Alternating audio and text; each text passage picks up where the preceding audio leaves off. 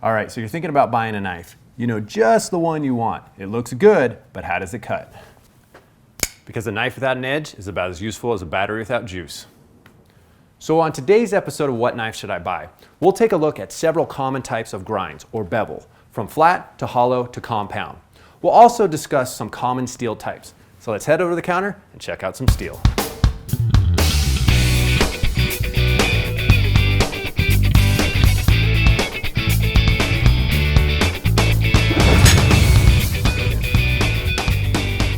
All right, welcome everybody. Today we are talking about grinds and blade steels. For help, we have two of our original customer service guys, Tyson, how's it going? And Mike. Howdy. So, we're talking about grinds or bevels. So what the heck is a bevel on a knife? The bevel is the cutting edge of the knife and how it transitions from the spine all the way down to there. All right. And most knives are going to have compound grinds, which means they're going to have a primary bevel, which is the larger of the two, and that's going to give the blade its overall shape and appearance. And that's going to lead down to the secondary bevel, which is the actual cutting edge of the knife.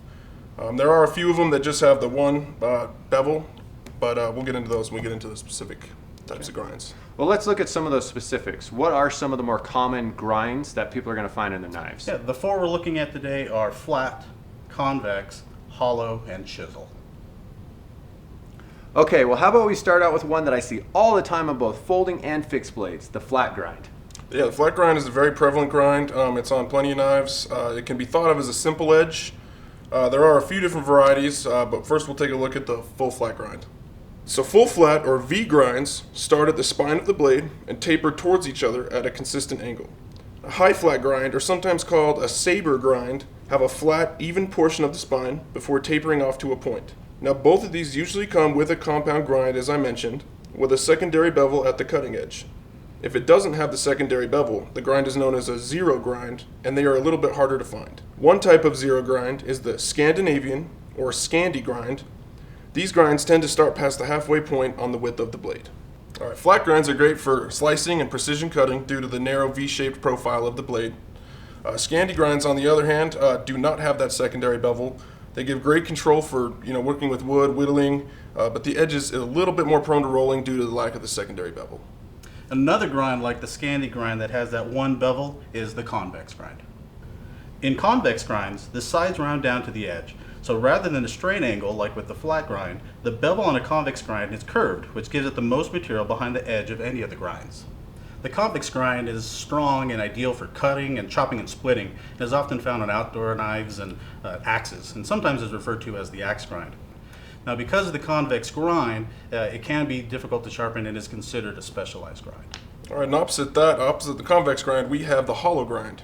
Hollow grinds are concave, where material is removed in an inwards curve from the sides of the blade. The bevel can span either the whole width of the blade or just some portion of it. Again, most hollow grind blades are complex with a secondary bevel for the cutting edge. Now, convex grinds are thick and beefy, whereas the hollow grind is much more thin and narrow. Now, as you can imagine, this makes them less ideal for chopping tasks, but they make great slicers and skinners. And that's why you typically find them on straight razors such as this one or on skinning knives. You'll also find the hollow grind on lots of folding knives. It makes a very lightweight blade and is relatively easy to sharpen. Last up, we'll finish with the chisel grind. Chisel grinds have one completely flat side of the blade and a beveled side. The bevel is similar to a flat grind with a diagonally tapered angle, which tends to be steeper than on the flat grinds to give it more strength. Chisel grinds are great for woodworking and slicing and are often found on Japanese kitchen knives and some tactical blades. Now, because they just have a single cutting edge, they tend to sharpen quicker. It's also worth mentioning at this point, we've really only looked at plain edge blades like this one, but you can also get knives that are either fully or partially serrated, and serrations work like the teeth on a saw blade and chew well through material, but they can be very difficult to sharpen because each individual tooth needs to be sharpened. Okay, well now that we looked at a few different grinds, I know blade steel makes a big difference when we're talking about edge retention. So what are some properties that people should look for when considering steel when buying a knife? Well, when you're purchasing or looking at purchasing a knife and considering blade steels, things that you want to consider are going to be the edge retention, which will be the ability of the knife to maintain its edge through normal use, and is measured by the hardness of the steel and the toughness of the steel. The hardness is measured on the Rockwell hardness scale. The harder the steel becomes, the better the edge retention will be, but it's also going to be harder to sharpen and more brittle. The softer the steel is, the more tough and flexible it becomes and resistant to chips and cracking, but it's also not going to maintain that edge, so you're going to need to touch it up more frequently. You kind of want to think about it on a sliding scale. You can't have everything, so the harder it gets, the sharper it becomes, but it's also going to be harder to sharpen, and vice versa. The last thing you want to consider is going to be the corrosion resistance of the steel and how it's going to perform in the elements. All right. Well, I can think of like 10 different blade steels off the top of my head, but for a beginner, maybe you could categorize 4 simple categories. Yeah, 4 simple categories would be your stainless steels, your high carbon steels, your tool steels, and your high performance or super steels, as they're sometimes called. Okay, well, how about we look at some of the pros and cons for each of those steel categories? Sure, for the stainless steels, as you can imagine, they're obviously very good at resisting rust and corrosion. In order to be considered a stainless steel, they need to be composed of at least 12% chromium. Stainless steels offer a pretty balanced mix of blade steel properties. They're found on it's very affordable, and you can find on a lot of cheaper budget knives. High carbon steels like 1095 tend to rust and corrode faster and are most likely going to be protectively coated from the manufacturer. But because of the flexibility and the durability of the knife, they're most frequently found in survival style knives and machetes. And if you have one with a nice 90-degree spine, then they're fantastic for throwing sparks from a ferro rod or flint.